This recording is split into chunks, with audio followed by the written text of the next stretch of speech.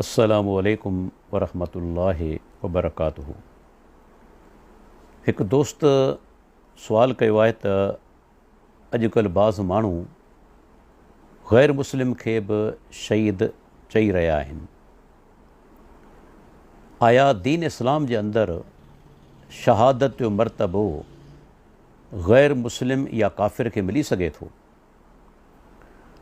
उनजो जवाबु हीअ आहे त शहादत जो मक़ाम मर्तबो ऐं शहीद जो जेको लफ़्ज़ आहे इहो ख़ालिसतन प्योरली इस्लामिक टर्म आहे, इस्लामी लफ़्ज़ आहे। दुनिया जे कंहिं मज़हब जे अंदरि शहीद जो लफ़्ज़ इस्तेमालु न थियो आहे। अॼुकल्ह जेकॾहिं कुझु माण्हू कनि पिया त इस्लाम जी नकाली कनि पिया, वरना शहीद जो लफ़्ज़ उनजो ख़ासि तालुक़ु दीन इस्लाम सां आहे। ऐं शहीद उहो माण्हू थी सघे थो जंहिंजो ईमान दुरुस्त हुजे अल्लाह ते, रसूल ते, क़यामत ते, किताबनि ते, मलाइकनि ते, तक़दीर ते। जंहिं माण्हू जो ईमान ई अल्लाह ते सही न आहे, अल्लाह जे प्यारे पैगुंबर ते न आहे, न क़यामत ते ॾींहं ते आहे, न तक़दीर ते आहे, न आसमानी किताबनि ते आहे ऐं न मलाइकनि ते आहे, अल्लाह जा बानो मूंखे ॿुधायो उहो शहीद थींदो कीअं? जेको रब जी ज़ात सां या त शिरक करे पियो या मुनकिर आहे हुनजो, जेको प्यारे पैगुंबर जी रिसालत खे तस्लीम करण जे लाइ तयारु कोन्हे, बल्कि बाज़ औक़ात मज़ाक़ ऐं ठठोलियूं करे पियो, तव्हां कीअं चई सघो था त फ़लाणो ग़ैर मुस्लिम जेको सो शहीद आहे? अल्लाह जो ख़ौफ़ करणु घुरिजे। ग़ैर मुस्लिम कंहिं सूरत में शहीद थी नथो सघे, बल्कि उनजो अंजाम छा आहे? ऐं क़ुर करीम जी आयत ॿुधायां थो कि मौलवी जी फ़तवा न। सूरह अल बक़रा क़ुर जी 2 नंबर सूरत आहे ऐं आयत नंबर 161।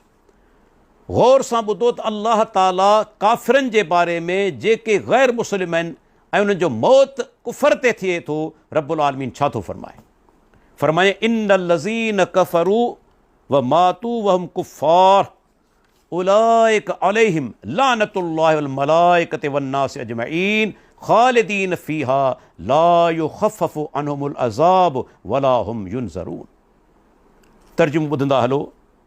बेशक उहे माण्हू जेके कुफ़र जी हालत में मरी विया ऐं उहे काफ़िर हुआ, काफ़िर जेके हुआ कुफ़र जी हालत में मरी विया, अल्लाह ताला फ़रमाए थो उन्हनि ते लानत आहे अल्लाह जी, मलाइकनि जी, सभिनी इंसाननि जी। इहे जहन्नम में हमेशह रहंदा, उन्हनि खां अज़ाब घटायो कोन वेंदो ऐं न की उन्हनि खे मोहलत ॾिनी वेंदी।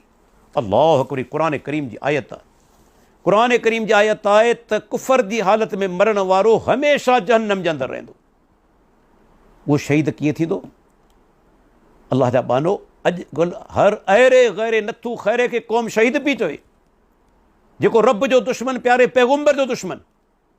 बल्कि ॿुधाईंदो हलां त शहीद जो लफ़्ज़ उनजे बारे में शरीयत एतिरे क़दुरु एहतियात जो हुकुम ॾिनो आहे त कंहिं मुसलमान खे मुतयन तौर ते बि नाहे चवणो।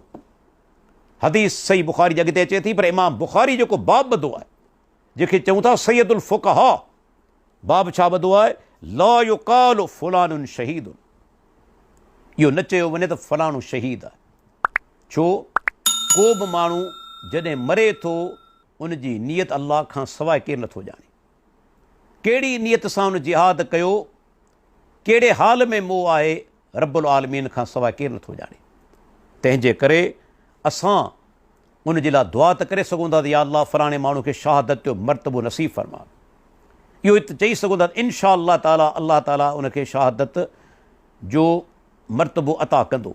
लेकिन मुतयन तौर ते असां कंहिंखे बि शहीद नथा चई सघूं। तक़रीबन उलमा जो हिन ॻाल्हि ते इतफ़ाक़ आहे। हा, हिकु हस्ती आहे जेका चई सघे थी। छो? उन ते अल्लाह जी वही जो नुज़ूल थिए थो। अल्लाह जो आख़िरी ऐं प्यारो पैगुंबर मुहम्मद रसूलुल्लाह सल्लल्लाहु अलैहि वसल्लम पाण पंहिंजी मुबारक ज़बान सां सैयदना उमर इब्न ख़त्ताब खे सैयदना उस्मान बिन अफ़्फ़ान खे शहीद चवनि था। जबल उहद ते बीठल आहिनि, हरकत थी, पाण फरमाइनि था उस्बुत उहद फमा अलैक इल्ला नबियुन व सिद्दीकुन व शहीदान। ऐं उहद बि वञ, तो ते हिन वक़्तु हिकु पैगुंबर आहे, हिकु सिद्दीक़ आहे, अबू बकर सिद्दीक़ खे अल्लाह जे नबी पंहिंजी मुबारक ज़बान सां सिद्दीक़ चयो। ऐं 2 शहीद तो ते बीठल आहिनि, उमर बिन ख़त्ताब ऐं उस्मान बिन अफ़्फ़ान रज़ी अल्लाह अन्हुमा। ॿई अॻिते हली शहीद थिया। पैगम्बर जॾहिं अहिड़ी ॻाल्हि कंदो आहे अलाह जी वही जे तहत कंदो आहे, ॿिए खे इहो मक़ाम हासिलु कोन्हे। तंहिंजे करे यादि रखी छॾियो अलाह जा बानो, शहीद जो लफ़्ज़ कंहिं ग़ैर मुस्लिम जे लाइ इस्तेमालु न करियो। या ख़ालिसतन इस्लामी जेका सा ट्रम आहे, इस्लामी इस्तिलाह आहे, ऐं उन जे बारे में इस्तेमालु कबी जेको मोमिन हुजे, तौहीद में पको ऐं पुख़्तो हुजे, प्यारे पैगम्बर ते उनजो ईमान सही हुजे, क़यामत ते ईमान सही हुजे, अल्लाह जे मलाइकनि ते, किताबनि ते, यौम आख़िरत ते, तक़दीर ते उनजो ईमान सही हुजे। कंहिं ॿिए खे शहीद नथो चई सघिजे। दुनिया खे राज़ी न करियो, बल्कि अल्लाह जो ख़ौफ़ करियो। कंहिं ग़ैर मुस्लिम खे शहीद चवणु कंहिं बि सूरत में नाजाइज़ ऐं हराम आहे। अल्लाह ताला खां दुआ आहे अल्लाह ताला असांखे दीन जी सही सम्झ अता फ़रमाए, अल्लाह ताला असांखे सच ॿुधण ऐं सच चवण जी तौफ़ीक़ अता फ़रमाए, ऐं दुनिया जे मफ़ादनि खां, दुनिया खे राज़ी करण जी नियत खां अल्लाह ताला असांखे महफ़ूज़ रखे। वाख़िरु दावाना।